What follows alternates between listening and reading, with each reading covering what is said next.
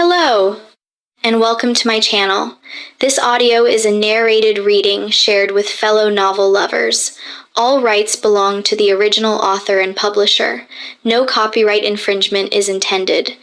If you enjoyed this chapter, please like and subscribe for more chapters.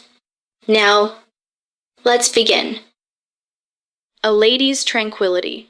Story of Kunning Palace.宁安如梦. Author, Shi Jing. Chapter 38. A Winter Thunderstorm.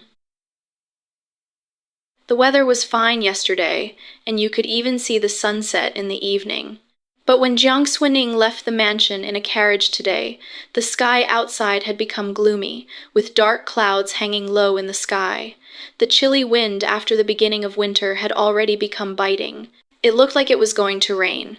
The vendors and hawkers in the streets and alleys had already hurriedly packed up their stalls, and the once bustling capital city suddenly became much more deserted and quieter. Only the wind occasionally blew some withered leaves through the rows of houses. There were not many guests left on the upper floor. On a day like this, no one would come. The waiter, who had been busy all day, was leaning against the counter and was about to strike up a conversation with the shopkeeper. Unexpectedly, at this moment, there was the sound of a carriage approaching from outside, and it soon stopped outside Chengzhou Tower. The waiter was stunned for a moment, then hurriedly ran out to greet them. Amidst the fallen leaves swirling in the cold wind, the carriage curtains were opened, and the maid in the car got out first, and then tied a cloak with ferret fur on the young lady. The waiter has seen many noble people in the capital on this level, but this is the first time he has seen such a beautiful girl. Judging by her appearance, she was clearly from a prominent family. Why was it necessary to go out in such weather? The waiter welcomed the person in, hesitated for a moment, and then asked, "What brings you here, young lady?" Ning glanced at the deserted lobby downstairs, then looked at the stairs leading to the second floor. She lowered her eyes and said, "Choose a private room on the second floor. I'm waiting for someone." The waiter immediately said, "Then please come upstairs." Ning went upstairs with her people. In the corner of the street outside, Dao Qin stood in the shadow of the swaying trees, looking at the two open doors of the Chengxia Tower. The figure of second Miss Ning gradually disappeared at the top of the stairs, and his brows slowly tightened. Today, Shi Wei was not making zithers as usual in the zither hall. Lu Xian was leaning on an arhat bed in the room, with his feet up like an old man. He pushed the table that was originally placed upright to one side, so that he could lie down more comfortably.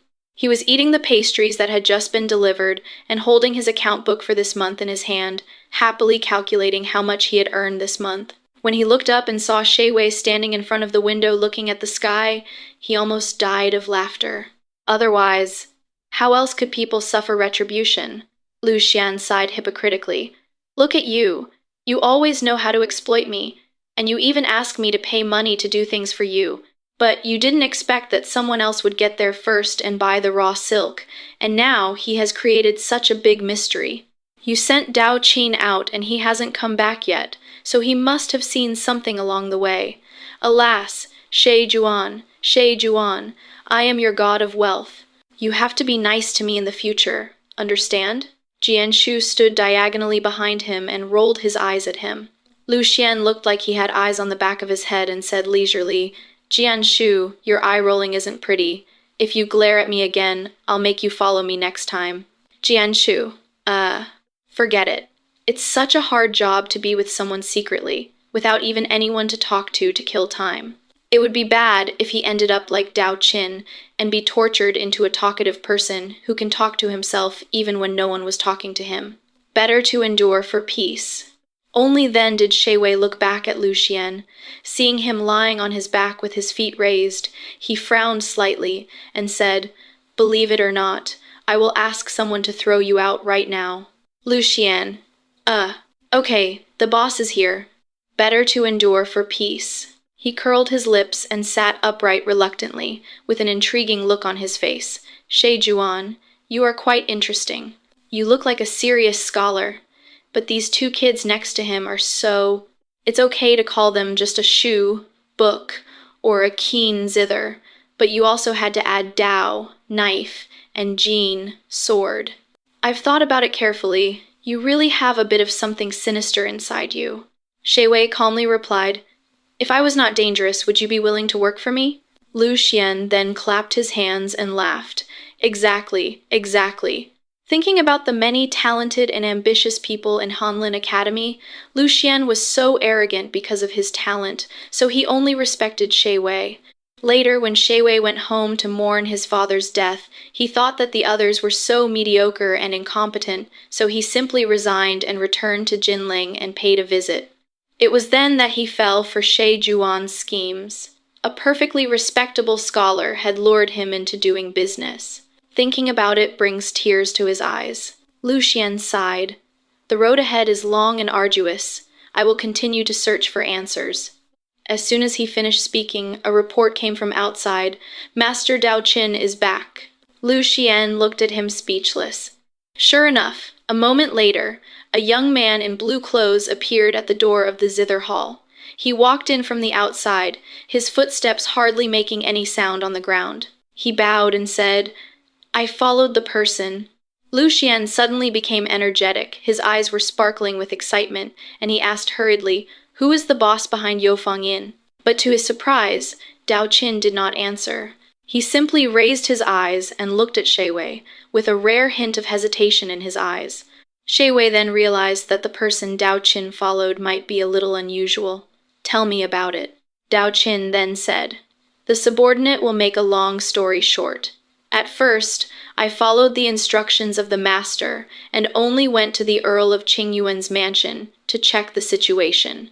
I waited outside for a long time and thought that Miss Yo would not leave the house today, but unexpectedly, she came out of the house quietly at noon, dressed like a servant in the house, and took some silver with her and went to Dongshi's silk and satin shop and bought a piece of top-quality Hangzhou silk, which seemed to be a cloud crane pattern. Then she went to buy pens and ink for the study. There were 2 pens, but I was too far away to see clearly what kind of pen they were. And Shui Wei. Lu Xian, Jianshu, who was standing aside, secretly stroked his forehead and gently pulled Dao Qin's sleeve and reminded him in a low voice. Long story short, oh. Dao Qin then remembered that he had made a mistake, nodded, and decided to accept the suggestion and use a more concise way of saying it. She bought a lot of things, including Hangzhou silk, pen and ink, and even some rouge and gouache that ladies use. Then she went to the temple to offer incense. There were many people there today, and there were many pilgrims. I followed her and was accidentally seen by the monk in charge of reception. I donated 2 taels of incense money. It seems that Yo Fangyin also donated. After entering the temple, she asked for a peace charm. Lu Xian, Jianshu, Shui Wei raised his hand and slowly pressed his forehead and said, Get to the point. Dao Qin suddenly felt a little aggrieved, and he didn't feel that he talked too much at all. Shouldn't the tracking situation be reported in such detail? He pursed his lips and said sullenly, Second Miss Ning. Jianshu's eyes suddenly widened in disbelief. At this moment, he almost subconsciously turned his head to look at Shui Wei. Shui Wei stood in front of the window, silent. However, Lu Xian was completely confused after hearing this and had no idea who this second Miss Ning was. Dao Qin almost made him sick with anger. That's not what I meant when I asked you to get to the main point. How is this person related to Yo Fangyin? Is she her boss? What connection does she have with her? What did you see? Oh no, who is this second Miss Ning? Dao Qin, are you stupid? How can we know who she is by just saying her name? There aren't many people with the surname Ning in the capital, but there are quite a few too. Which family is this person from? You. A series of questions sprouted like bamboo shoots. Lu Xian talked incessantly, but after he had thrown out all these questions, he suddenly realized that the expressions of the master and servants in the room were not right. His heart skipped a beat, and he suddenly realized that the matter was not simple. The second Miss Ning he was talking about, you all seem to know who it is? There was a loud boom. A muffled thunder rolled across the sky. In this chilly late autumn and early winter, a heavy rain fell from the sky and quickly covered the entire capital city. Huge raindrops fell, hitting the calm surface of the small lake outside the zither hall, and also hit the window lattice in front of the nearby window, splashing up fine mist. Shi Wei turned his eyes and stared at him, and said slowly, "It's raining." There was a burst of winter thunder, and light blue lightning cut through the low twilight, and at this moment illuminated the dim study room of the Marquis of Yongyi's mansion. The bookshelves were stacked very high, but when the lightning passed, it left a deep shadow, showing a mountain-like oppression. On the candlestick in the corner, the candle flame swayed in the wind. The outline of Yanlin's handsome face was also illuminated by the swaying light and shadow, revealing an unprecedented coldness. Zhou Yingzi sat quietly opposite him. Having just been promoted to captain of the Embroidered Uniform Guards, it can be said that he has gained access to the core power of the Embroidered Uniform Guards and had completely leapt into a prominent position. It's just that all this didn't come in a very glorious way. But what does it matter? Zhou Yingji felt that he had never been a gentleman, and that all means in the world were good means as long as they could achieve the goal. The newly given embroidered spring saber on his waist had already been taken off and placed on the table by the door. At this moment, he was wearing a dark black flying fish robe, and said to Yanlin, "Zhou is greedy for power and fame and fortune." So even though I knew about this a long time ago, I didn't dare to tell the young Marquis before I saw any benefit. I was entrusted with the important task by the Embroidered Uniform Guards. It was not until the second lady recommended me to the young Marquis, and the young Marquis worked hard to get Zhou the position of captain. He is a villain, and villains work together for benefit. So today, I have revealed everything to the young Marquis. It was the secret order of Embroidered Uniform Guards Jin to investigate the Marquis of Yongyi's mansion. Who in the world didn't know that the Embroidered Uniform Guard only listens to the Emperor? It was clear who suspected that the Marquis of Yongyi's mansion was involved in the case of Prince of Pingnan's rebellion. Even though Zhou Yingji was the captain, he was just following the orders from above. It was dangerous for him who had no power. It was dangerous to pretend to obey, but actually disobey. He knew that this news would be very bad for the young Marquis, and even for the entire Yongyi Marquis mansion. So, looking at Yanlin's expression, he made no effort to console him. At that moment, listening to the thunder outside and the pouring rain, he only said slowly, "If the Yongyi Marquis mansion has nothing to do with Prince of Pingnan's rebellion, since Yinji has been favored by the prince, he will naturally not fabricate evidence to frame him. You may not believe it when I tell you what happened in the Marquis mansion over the past few days. I have secretly investigated the Marquis's mansion and discovered that there is indeed an exchange of letters between the Marquis and the remnants of Prince of Pingnan's party. I wonder if the young Marquis knows about this?" Yanlin felt dazed as he listened. How could his father be connected with the remnants of Prince of Pingnan's party? The fingers on his knees slowly clenched, and he slowly closed his eyes, and only asked, "Now that you have found out, when will you report it?" If Zhou Yingji could uncover this today, another investigator, be it Zhao Yingji or Wang Yingji, could uncover it tomorrow. And perhaps there will be more and more terrible things than what Zhou Yingji found. Who could guess the heart of the emperor? After all, Yanlin had been in the palace before, and he knew that it was impossible to suppress this matter completely. All we could do was prepare for it in advance. Zhou Yingji looked at the young man who was about to have his coming-of-age ceremony in just 1 month, and suddenly felt that he was not as naive and gullible as he thought at first. On the contrary, this young Marquis's thoughts were much beyond those of his peers. Then he thought of Jiang Xuening and simply replied, 7 days later I will submit my findings truthfully. Yanlin burst out laughing. All the things related to Zhou Yingji came to his mind at the moment, and they all fit together perfectly. The illogical aspects became logical after today's conversation, including Ning's previous words. The more he laughed, the more he couldn't stop it. In the end, he couldn't help it anymore, and a strange kind of sadness came over him. Zhou Yingji just sat there and watched, as calm as a mountain, not moving at all.